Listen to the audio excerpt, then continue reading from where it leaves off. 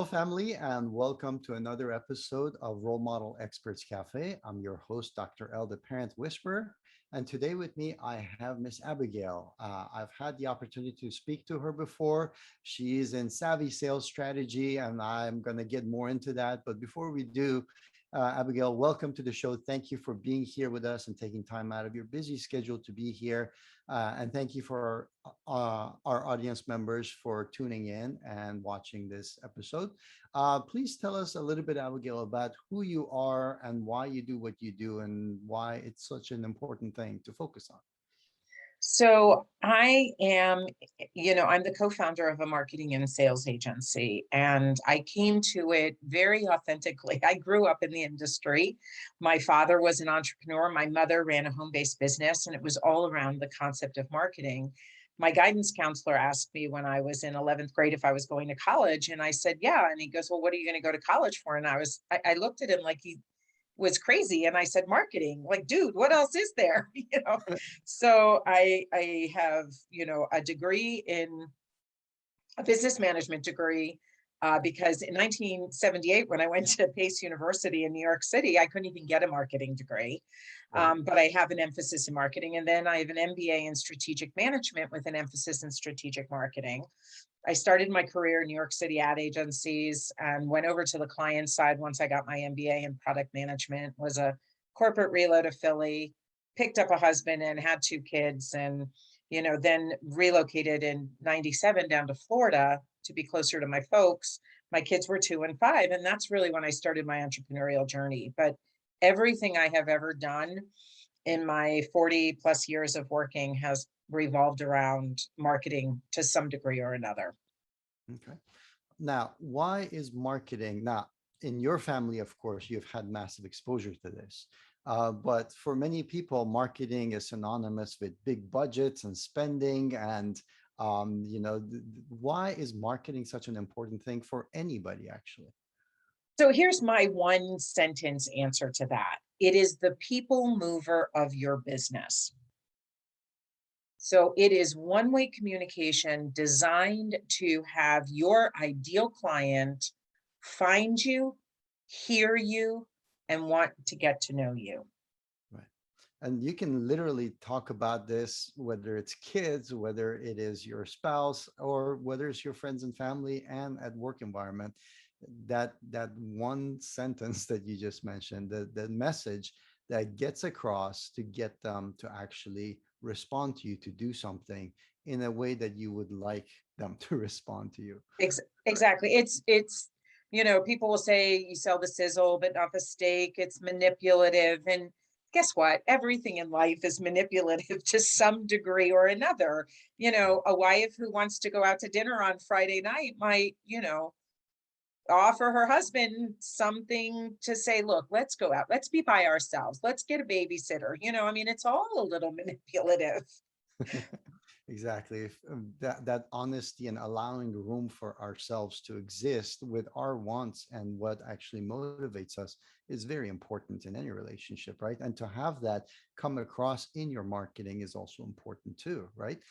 So that Yes. they see that you are who you say you are and not somebody who is trying to get them to do something secretly or mischievously or things like that. So definitely. All right. So in this topic that we are talking about, what are some of the challenges that you see? Because I know you have a lot of experience with businesses. What are the challenges that you see businesses suffer from when it comes to marketing? Like, where are the shortfalls and shortcomings on that? Why do you Well, need a so degree for this? Well, it's interesting because I think even the best marketers out there are always learning and always evolving. So you never master marketing any more than you master sales or any more than you master parenting, or maybe you master the violin at some point or another. I mean, we certainly have some amazing violinists out there, but here's the thing about marketing is that it is all research. It is always about learning and acquiring and getting more intelligence and modifying and shifting. So it's needed because it's the only way to create a business that that's ultimately out of your network. So it's where you get cold leads. Hmm. It's where you nurture cold leads. It's where you convert leads into prospects, and it's where you encourage people to come to into sales conversations. Right. So did I answer that question, or did you Yeah, have no, more to no, that? that's perfect because I talk a lot about this, that understanding the person that you're talking to, understanding where they are in their life, what their challenges and struggles are, and what the logical next step is, the client's journey for another word for it, I guess, to be Exactly. able to put yourself in their shoes and walk with them. I mean, whether it in any relationship, that is significant. I mean, our civilization is built on empathy, and that empathy means you can put yourself in somebody else's shoes and see and feel and hear what they're experiencing, basically. Well, and to that point, if you don't mind me interrupting for a moment, to that point where I think, the difference between a corporation like Coca-Cola is Coca-Cola knows it needs marketing. Coca-Cola marketers are spending corporate dollars to invest, right? There's a little bit of a disconnect. When we get into the entrepreneur, when we get into the small business owner, the home-based business owner, or the brick and mortar, it really doesn't matter. Hmm. It's their money. Right. Right? There's no court, other people's funds, right? There, Right. it's their money. And so now it becomes where do I invest my money? And let's face it, marketing doesn't always work. I mean, there are corporations that have super examples of marketing that did not work. Right. So why would you, as an entrepreneur going through this evolutionary journey, not have failures as well? It's kind of Mhm. like your financial planner is not going to guess right 100% of the time. Your Right. tax accountant may get something wrong, even though they're a professional, well seasoned tax accountant 100% of the time. And Right. with marketing, if you don't do some of the strategic work up front, and people will say, well, I'm not big enough to have to worry about that, or I don't want that many clients, Mhm. you will create marketing that almost sabotages your success because it's not strategically sound. My background is, I said I had an MBA in strategic management with an emphasis in strategic marketing.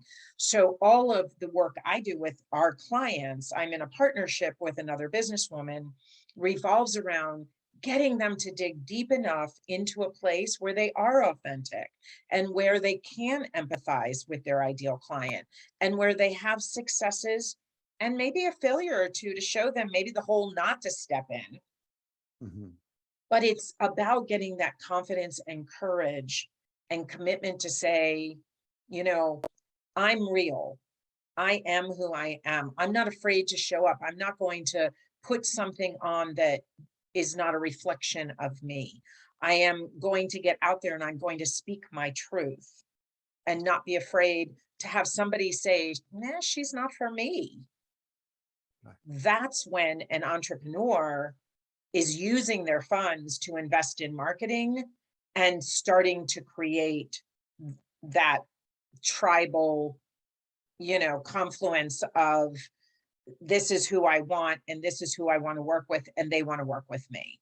Right. Oftentimes, entrepreneurs spend so much time trying to hone in their message and make sure that their product is so perfect that it appeals to everyone.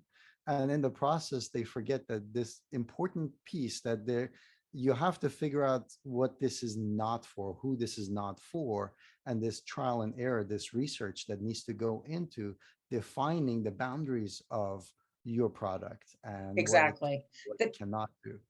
the best example I have of this is when it comes to messaging. Imagine you are sitting in a park with 20 other moms or dads, grandmas or grandpas. Just, imagine for a moment, whatever sex you are and wherever you are in with a child in your life, that you're sitting on a park bench and your kids are playing. Everybody's 2 years old. They're all playing. Everybody's keeping an eye, but you're kind of talking amongst yourselves Right. and you hear, because I'm a woman, I'm going to say mama.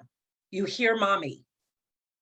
What happens all 20 people are going to perk their ear up and they're going to listen, Right. right? And then what'll happen is that child will go, mommy, mommy, and 18 of those parents will go back to resuming their activities because they know that's not their child's voice. Mhm. That's what marketing is supposed to do. Right. Marketing is supposed to be so specific and so intimate that when you hear mommy, you know that's your child's voice so that you can attend to them. And Right. we often, as entrepreneurs, are afraid we're going to give up clients if we go too narrow, Right. are really kind of scared to do that internal work because brand strategy is tough and it's evolutionary Right. because it exposes our soul. And we sometimes can just believe the fact that there's a plug and play templated method Mhm. where, oh, if I just fill this in without anybody putting eyes on it, I'm going to get it right the first time. Right. And that often doesn't happen. So, Abigail, what are some of the tips and tricks that people can use to what you just mentioned? Actually, is a huge tip right then and there. But well, what are some of the tips and tricks that our audience members could utilize if immediately right after this in trying to make sure that they connect better with their target audience and the people Oh, that they're trying to get grab their attention of? I'm going to give them another exercise. And this has been a pretty popular one for our clients, at least, is I want you to imagine for a moment that you are standing in front of a closed door and you're about to put your hand on the doorknob to go into that room. Mhm. But before you open that door, you are imagining your ideal client is sitting at that table. Who are they? How are they dressed? What are they there to work with you to do? What's their education level? How are they speaking to you? What did they buy? You want to have that intimate relationship. A lot of times, branding people will refer to it as creating your avatar, your client avatar. And if you were to take 30 minutes one day and just shut everything out going on in your life, and I know that could be hard, especially if you're working at home and you're starting a Right. business and you've got kids around. But if you could find that, go sit in the car, you know, go out to a park and I mean, don't take your eyes off your kid, but just dream and think and go, who do I really want to work with? And here's a tip. Oftentimes, the first type of person that you are best suited to work with is like you. Maybe got into an entrepreneurial journey by force. They were let go of a business or a company or divorce or whatever. Mhm. Maybe they love photography like you do, or maybe they have a special interest. So that's a good place to start if you really feel a block coming on, is to just kind of dig into that idea of who do I want sitting across a table from me that's just committed to work with me. All right. That's important. All right. So that's the first step. That's what they should do, basically. All right.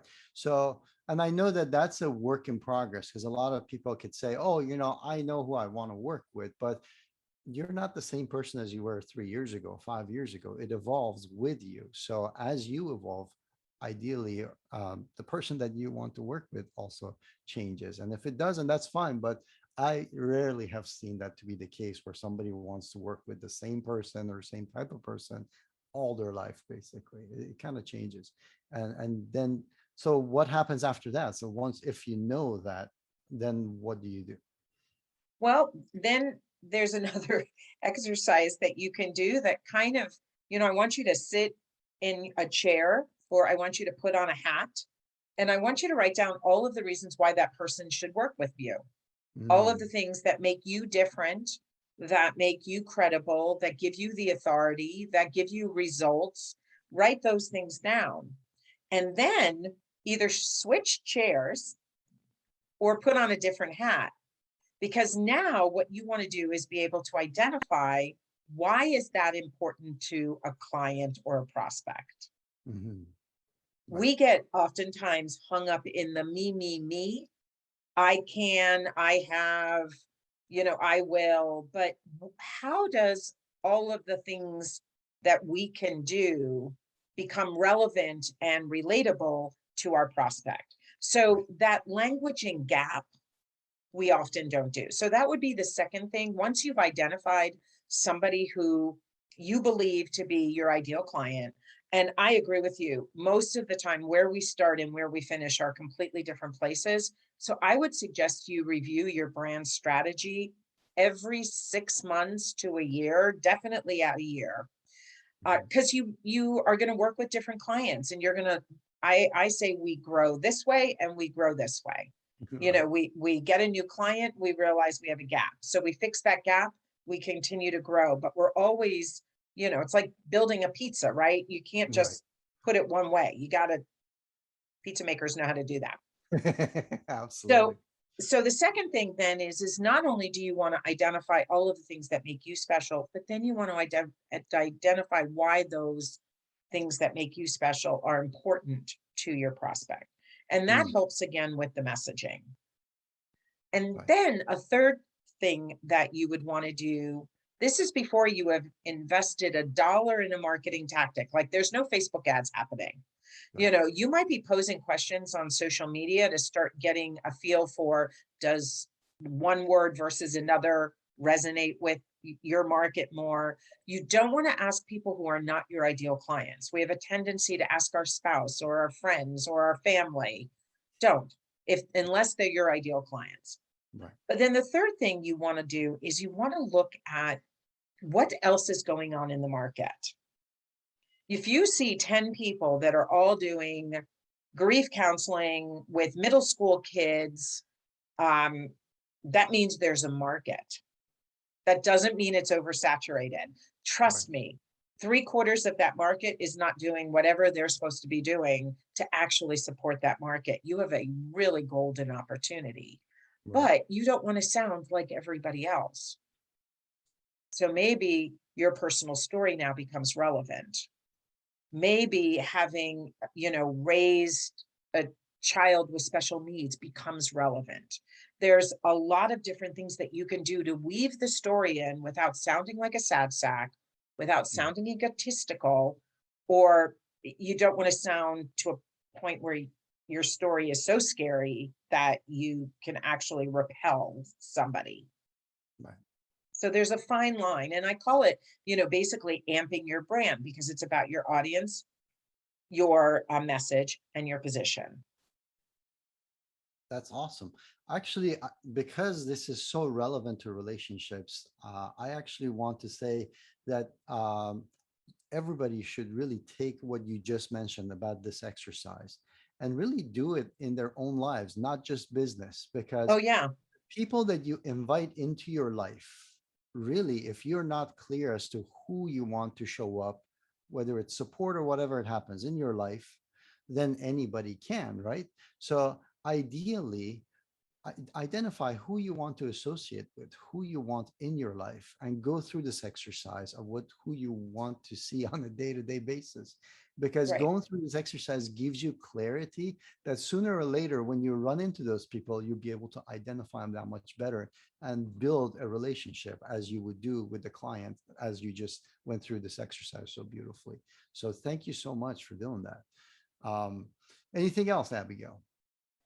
no, I would just say that the things that I have found to lead to the greatest success is number one, committing to do the work, because as I said in the beginning, you have to dig deep, and you're exposing your soul, because your brand is your soul, your Right. business soul. So it's important to kind of take this reflective and this deliberation around life and what you want and why you want it and who you wanted for.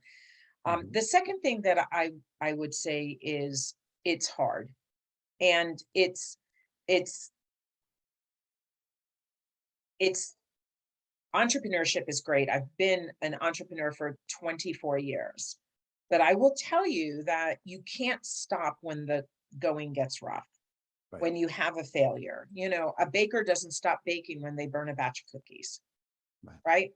They keep going. So bear in mind that people talk about business from a linear perspective, and there's nothing linear to entrepreneurship.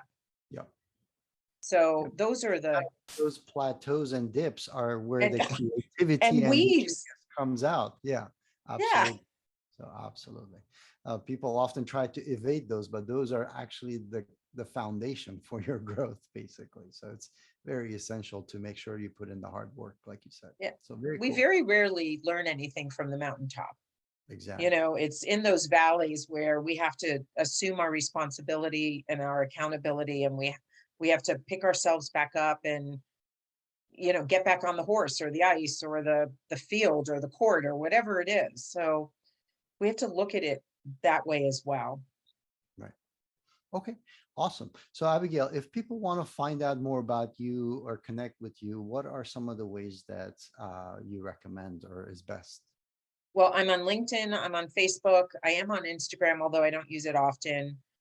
Savvy Sales Strategy is our business, and we I don't mind sharing my phone number and my email. Like, reach out, because there's so many places where things can get a little wonky for an entrepreneur Right. if they want to have a conversation. I'm always open to talking to people I don't know, because I always learn something. So That's beautiful. Thank you. Thank you so much. So I'll make sure that we put that in the chat, in the description box for our audience members. So go ahead and check that out, guys. It's just below. And if you haven't already done so, click subscribe on the channel so you get notified of all the different interviews and the experts that come on. And you can benefit from their expertise and the information that they share. Abigail, once again, thank you so much for being here. Do you have any parting words of wisdom for us? I think entrepreneurship is like parenting. There are days you want to pull your hair out, and there are days you just look and wonder how you've been blessed. So Absolutely. get up. Absolutely. Well said. Well said. Thank you so much. See you guys in the future. Thank you for the time that you've spent with us. And we look forward to seeing you and working with you further, Abigail. Cheers. Bye.